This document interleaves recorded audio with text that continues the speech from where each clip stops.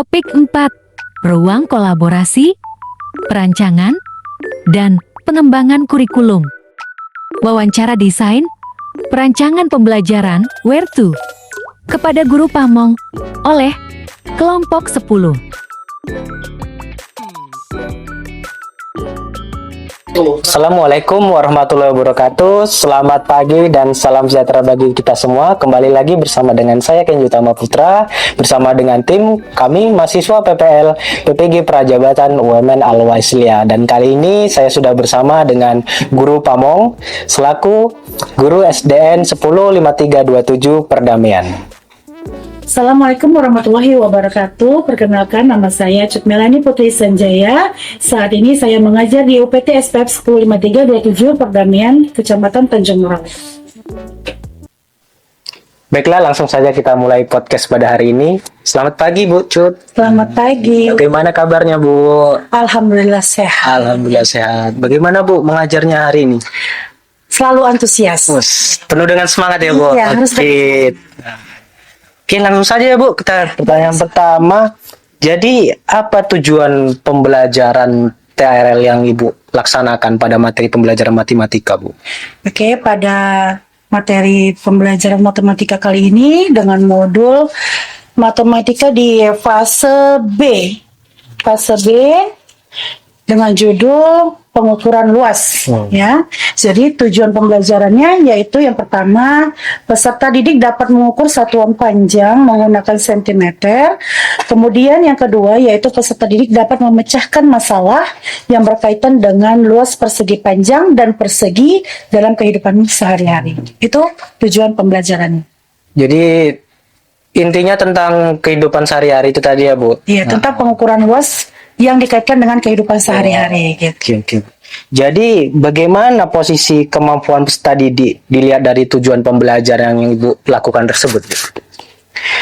Oke, jadi saya harap peserta didik itu mampu mengetahui, mampu mencari luas persegi dan persegi panjang.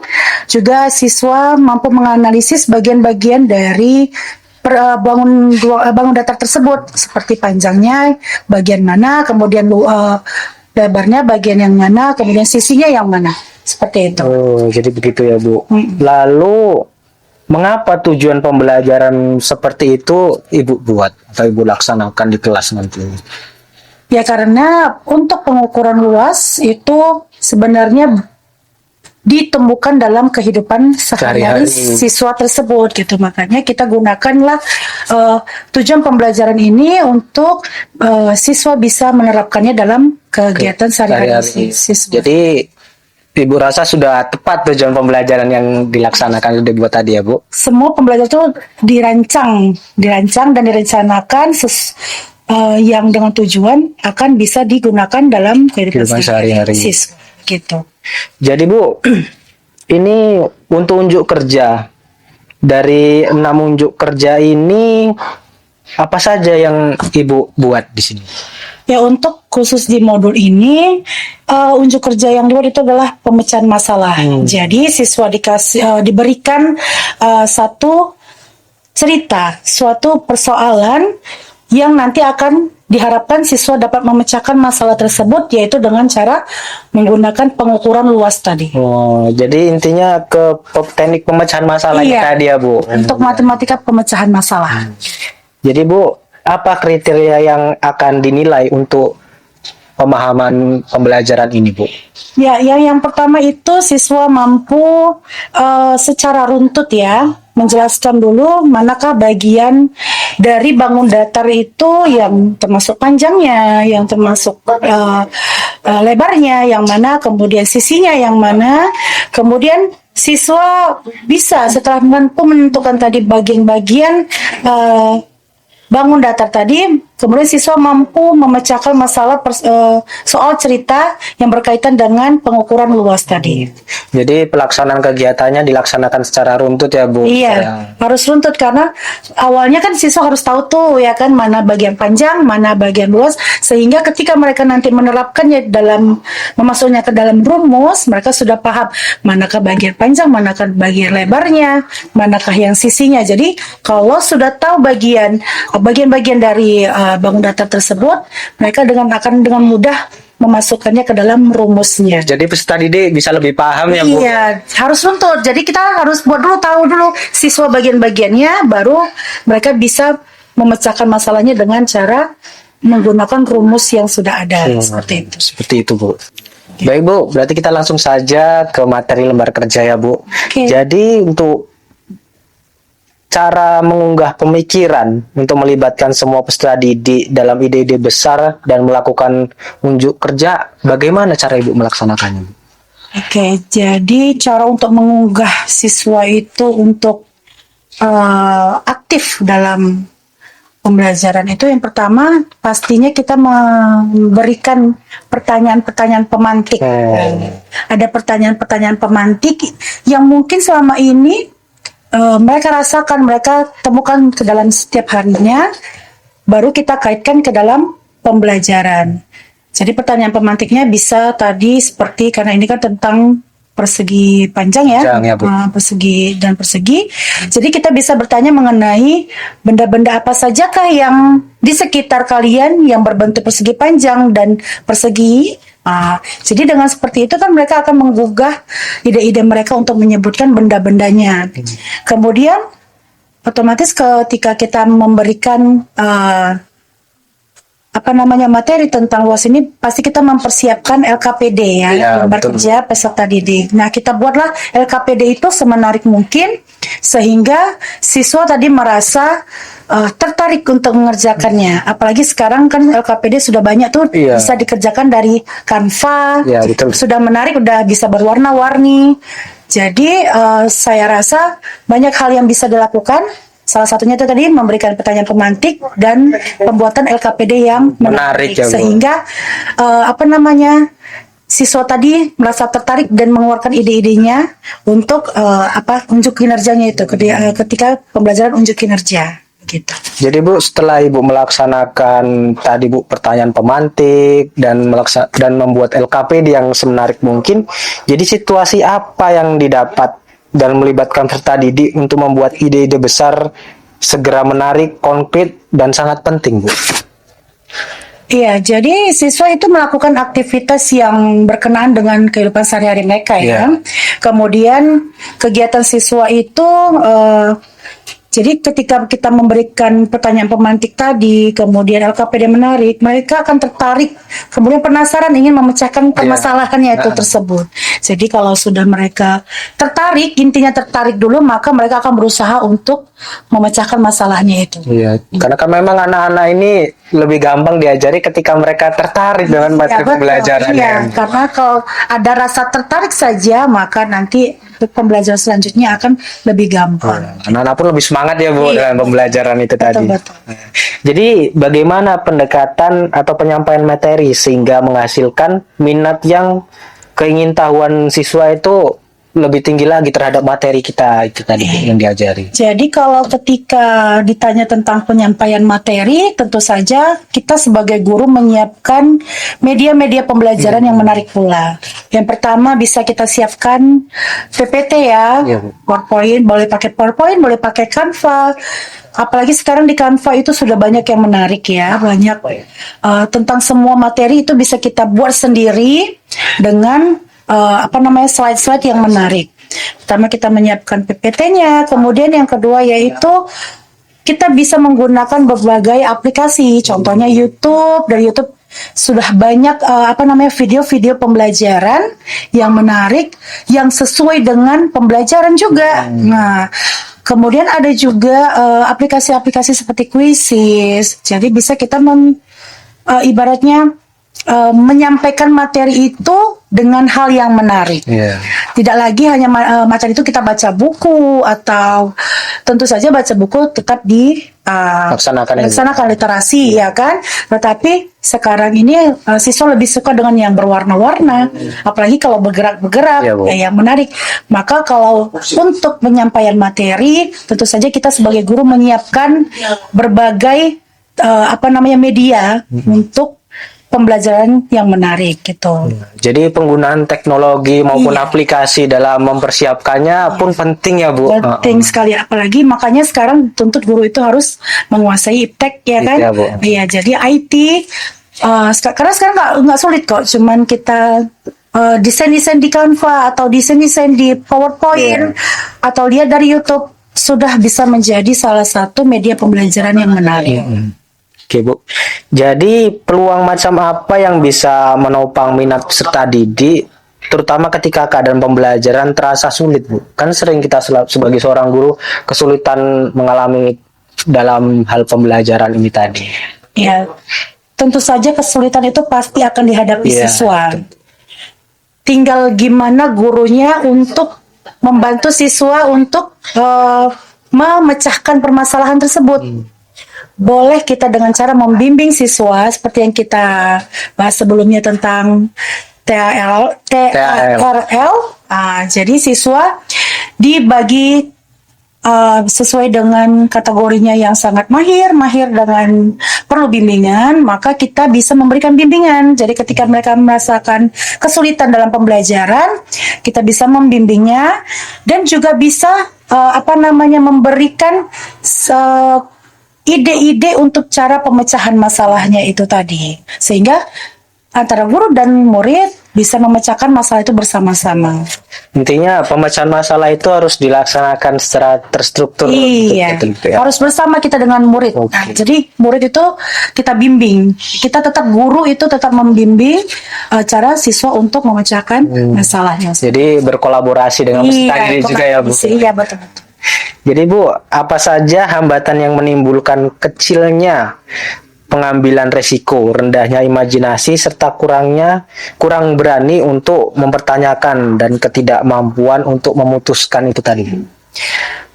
Yang paling dasar ya, kalau siswa kurang mempertanyakan yang dipahaminya itu paling dasar itu adalah ketidakpercayaan diri. Jadi siswa itu kurang percaya diri untuk mengungkapkan apa yang dirasakannya, apa yang membuat dia tidak paham. Jadi ketika dia sudah tidak percaya diri akan kemampuannya sendiri, tidak percaya diri akan apa yang sudah didapatnya, maka untuk resiko tadi akan semakin tinggi. Jadi siswa tadi pun juga tidak berimajinasi, tidak tidak memiliki kemampuan untuk bertanya gitu, sehingga gurulah yang diminta untuk tetap menarik siswa untuk selalu bertanya, kemudian selalu meningkatkan percaya dirinya. Tentu saja di sini pasti yang utama adalah peran Guru. untuk meningkatkan kepercayaan diri siswa. Jadi guru itu sebagai motivator harus meningkatkan rasa Iya. kepercayaan diri siswa itu tadi ya Bu. Betul sekali. Baik Bu, kita langsung kepada lembar kerja explore, equip, serta experience. Nah, jadi bagaimana caranya peserta didik akan terlibat dalam mengeksplorasi ide-ide besar dan pertanyaan penting dalam proses pembelajaran ini? Tentunya seperti yang Ibu bilang tadi, percaya diri.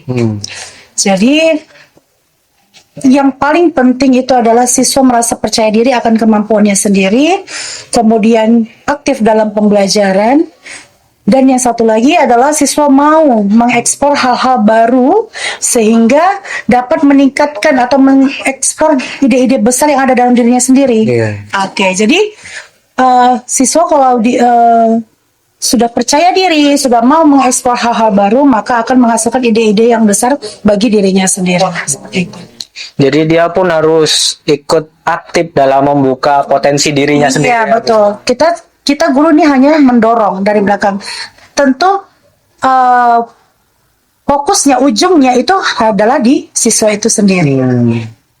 Jadi Bu, kegiatan belajar apa untuk menampilkan kemampuan puncak siswa atau pekerjaan rumah serta pengalaman di luar kelas yang diperlukan untuk memungkinkan peserta didik mengembangkan dan memperdalam pemahaman mereka tentang ide-ide penting tersebut? Iya, jadi yang paling penting itu adalah siswa bisa mengekspor tadi ya. Iya. Ekspor dirinya sendiri, kemampuannya sendiri untuk hal-hal yang berkaitan dengan kehidupan sehari-hari dia. Ketika sudah berkaitan dengan kehidupan sehari-hari siswa, maka yang menjadi fokusnya itu akan muncul sendiri. Seperti itu. Oke, Bu. Baik, Bu, kita langsung ke lembar kerja R ya, Bu. Jadi di sini ada rating, revisit, serta revise. Jadi bagaimana peserta didik akan dipandu untuk memikirkan kembali pemahaman mereka tentang ide-ide penting ini? Iya. Yang pertama itu adalah kita sebagai guru harus mengarahkan siswa untuk membuka wawasannya akan hal-hal yang baru. Kita ketahui bahwasannya sekarang ini banyak hal-hal yang baru yang bisa kita jumpai dalam kehidupan di sekitar kita. Maka kita minta siswa untuk mengekspor dirinya untuk mengetahui hal-hal yang baru agar wawasannya lebih luas lagi, seperti itu. Jadi pengalaman itu penting untuk menambah wawasan peserta didik. Apalagi yang berkaitan dengan kehidupan sehari-hari mereka, sehingga mereka bisa menerapkannya dalam kehidupan mereka juga. Jadi Bu, bagaimana produk dan pertunjukan serta didik dapat ditingkatkan melalui revisi berdasarkan penilaian diri atau umpan balik yang dilaksanakan? Ya, umpan balik itu sangat penting ya, sangat penting untuk setiap pembelajaran siswa. Jadi dari umpan balik yang kita berikan dan yang diberikan kepada kita itulah kita sebagai acuan kita untuk pembelajaran ke depannya. Jadi memang umpan balik itu kita harapkan kita laksanakan setiap hari di pembelajaran agar kita bisa mengetahui bagaimana proses pembelajaran selama ini sudah berjalan, sehingga itu menjadi acuan kita untuk pembelajaran ke depannya. Jadi umpan balik ini pun harus sering-sering kita laksanakan ya? Iya, kalau bisa di setiap akhir pembelajaran kita minta umpan balik siswa mengenai proses pembelajaran, mengenai perasaannya selama pembelajaran. Jadi bagaimana peserta didik didorong untuk merenungkan pembelajaran kinerja mereka, Bu? Iya, jadi kalau ketika siswa sudah menampilkan pekerjaan mereka, seperti contohnya itu presentasi ya, Bu. Presentasi. Jadi untuk menilai hasil pembelajaran mereka tidak hanya dari diri mereka sendiri, tapi bisa juga dari rekan sejawatnya, teman-teman sejawatnya di kelas. Ketika mereka presentasi, teman-teman yang lain boleh memberikan penilaian atas presentasi temannya. Kalau tadi umpan refleksi diri kan dia yang berefleksi atas pekerjaannya. Nah, ketika kita memberikan umpan balik dari teman yang lain ketika melakukan presentasi, maka itu bisa dijadikan acuan bagi dirinya untuk bagaimana sih hasil kerjaku gitu. Jadi dengan penilaian dari rekan sejawat lainnya itu sangat berpengaruh untuk menilai seberapa kemajuankah atas tunjuk kinerja dia sendiri. Jadi penting juga ya Bu, kita perlu adanya rekan sejawat ini yang memberi masukan ke diri kita. Kalau di kelas ya berarti murid itu teman-teman sekelasnya yang memberikan umpan balik. Ya. Baik Bu, kita ke lembar kerja berikutnya ya Bu. Di sini ada lembar kerja E, jadi isinya tentang exhibit serta evaluasi. Jadi bagaimana caranya peserta didik dibimbing dalam penilaian tes, evaluasi, serta penyesuaian terhadap pembelajaran itu tadi? Oke, jadi untuk mengevaluasi kita perlu namanya refleksi ya. Refleksi baik itu refleksi dirinya sendiri maupun merefleksikan proses pembelajaran. Nah, diharapkan dengan adanya refleksi ini serta umpan balik dari teman yang lainnya, maka akan kita dapat mengetahui bagaimana proses pembelajaran itu tadi terjadi, sehingga bisa kita merencanakan ke depannya itu lebih baik lagi. Berarti refleksi diri itu benar-benar sangat penting ya Bu, supaya memperbaiki pembelajaran ke depannya ya Bu. Refleksi. Jadi Bu, bagaimana peserta didik akan terlibat dalam evaluasi tersebut Bu? Untuk mengidentifikasi diri, mendapatkan tujuan masa depan, serta memiliki semangat belajar. Iya, jadi peran siswa sangat penting ya dalam mengevaluasi dirinya ya, sehingga siswa mengetahui apa yang sudah didapatnya selama proses pembelajaran, kemudian siswa juga bisa mengevaluasi apa yang sudah didapatnya sehingga bisa diterapkannya dalam kehidupan sehari-harinya. Jadi bagaimana peserta didik akan dibantu untuk melihat dari diri apa yang telah mereka pelajari dan apa yang membutuhkan untuk penyempurnaan yang lebih lanjut lagi, Bu. Ya, itu tadi dengan cara evaluasi ya. Dengan mengevaluasi hal-hal apa saja yang sudah didapat dan apa yang tidak didapat juga ya. Ya. Jadi kalau apa yang sudah dapat itu diterapkan, kemudian apa yang belum didapat itulah yang untuk direncanakan di proses pembelajaran selanjutnya. Jadi perlu dievaluasi lagi ya, Bu. Setiap pembelajaran kalau bisa kita selain refleksi juga mengevaluasi Iya. apa-apa saja yang sudah dilaksanakan dengan baik dan apa saja yang belum terlaksana dengan baik sehingga bisa kita rencanakan di proses pembelajaran selanjutnya. Baik, Bu, kita lanjut ke lembar kerja T ya, Bu. Jadi di sini ada Tyler to student. Jadi bagaimana mengakomodasi berbagai kebutuhan perkembangan gaya belajar, pengetahuan sebelumnya, dan minat peserta didik, ataupun sambil tetap menjaga arah pembelajaran serta tujuan yang tadi kita rancang sebelumnya, Bu. Ya. Jadi dengan adanya keberagaman siswa tadi ya, maka kita yang pertama kita lakukan adalah membuat atau merancang pembelajaran yang berdiferensiasi. Itu sangat penting ya sekarang ya, apalagi pembelajaran diferensiasi itu adalah menjadi hal yang paling pokok dalam pembelajaran saat ini, karena yang kita ketahui bahwasanya pasti keadaan siswa itu beragam ya, dari minat belajarnya, kemudian gaya belajarnya, maka kita harus melakukan pembelajaran yang berdiferensiasi sehingga apa-apa saja yang menjadi kebutuhan siswa tadi terpenuhi. Kemudian kita juga bisa melibatkan peserta didik dalam penentuan tujuan pembelajaran kita. Jadi ketika dari refleksi tadi kita bisa mengakomodasikan apa-apa saja yang menjadi pendapat siswa untuk dijadikan tujuan pembelajaran di selanjutnya. Kemudian kita juga harus memberikan dukungan dan bimbingan kepada siswa ya. Itu udah pasti ya, karena dukungan itu dan bimbingan kepada siswa, apalagi ada siswa yang masih perlu bimbingan, perlu kita bimbing kembali agar pembelajaran prosesnya berjalan dengan baik. Kemudian juga kita harus meningkatkan kerjasama dan kolaborasi ya antara semua peserta didik, sehingga tadi proses pembelajaran dengan keadaan siswa yang beragam tadi bisa terpenuhi. Kebutuhan siswa yang beragam tadi bisa terpenuhi. Jadi kita pun mesti mengetahui dulu ya, Bu, kebutuhan siswa itu apa, baru kita bisa melaksanakan pembelajaran. Itu bisa kita cari, bisa kita ketahui dari asesmen awal yang kita buat. Jadi kita bisa membuat asesmen diagnostik terlebih dahulu kepada siswa yang mengenai bagaimanakah minat belajarnya, bagaimanakah gaya belajarnya. Jadi kita bisa membagikan siswa itu sesuai dengan kriterianya masing-masing. Baik, Bu. Jadi bagaimana cara Ibu menyesuaikan atau rencana pembelajaran apabila ada perubahan kondisi yang terjadi, Bu? Dan untuk memaksimalkan keterlibatan atau efektivitas pembelajaran ini bagaimana sih, Bu? Iya, bisa dengan kita menganalisis proses pembelajaran yang sudah berjalan ya. Jadi proses pembelajaran yang sudah berjalan itu bisa kita analisis apa saja yang menjadi kekurangan bahkan kelebihannya, sehingga kita bisa mengevaluasi ke depannya. Mengevaluasi proses pembelajaran seperti apa yang akan kita buat ke depannya yang memenuhi setiap kebutuhan peserta didik. Seperti itu. Baik, Bu, kita langsung ke pertanyaan terakhir ya, Bu. Jadi ini ada lembar kerja O atau organis. Nah, jadi pengalaman belajar apa yang paling baik sehingga dapat mengembangkan dan memperdalam pemahaman peserta didik dalam proses pembelajaran, Bu?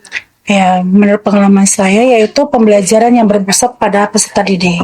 Jadi ketika kita sudah menganalisis gaya belajar siswa, kemudian minat belajar siswa, maka kita akan merancang pembelajaran yang berdiferensiasi. Nah, ketika pembelajaran berdiferensiasi kita terapkan, maka pengalaman saya itulah pembelajaran yang terbaik. Seperti itu. Jadi pembelajaran itu harus berpusat kepada peserta didik ya, Bu? Iya, betul. Baik, Bu, jadi bagaimana meminimalkan kemungkinan kesalahpahaman peserta didik dalam proses pembelajaran ini, Bu? Ya, dengan cara menyusun modul ajar sebaik mungkin. Intinya di modul ajar. Ketika kita menyusun modul ajar sesuai dengan kebutuhan siswa secara runtut, maka kesalahpahaman akan pembelajaran itu akan terminimalisir, bahkan tidak ada. Maka sebaiknya kita sebagai guru itu adalah merancang pembelajaran dengan modul ajar yang sebaik mungkin. Jadi rancangan modul ajar ini harus kita rancang dengan sebaik mungkin sehingga pembelajaran itu berjalan dengan baik. Ya, Bu? Iya, betul. Jadi kalau ketika kita sudah merancang modul ajar dengan baik, kita sesuaikan dengan kemampuan siswa, gaya belajar siswa, maka proses pembelajaran juga akan berjalan dengan baik.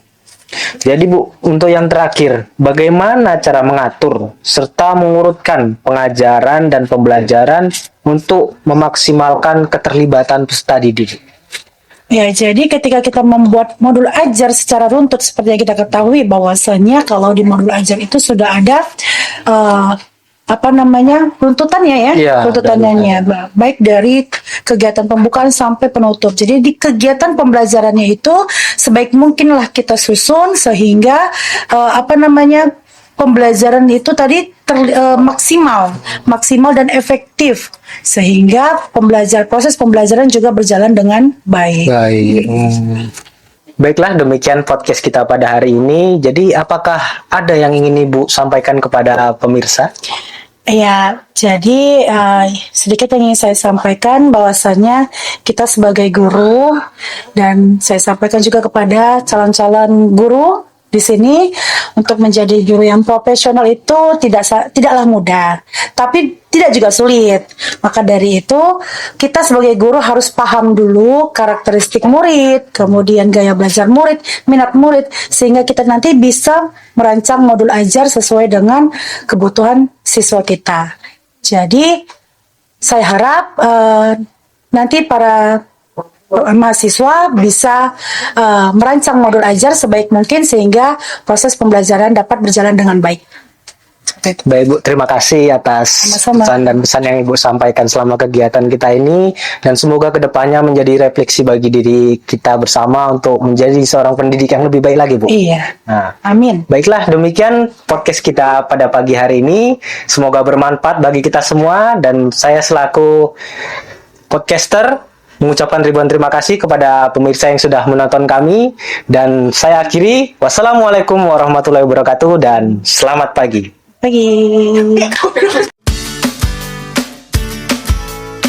Thank you for watching. Interviewee Cut Melani Putri Sanjaya, SPD. Interviewer Kansi Utama Putra. Editor Lasni Roha Catherine Tampu Bola.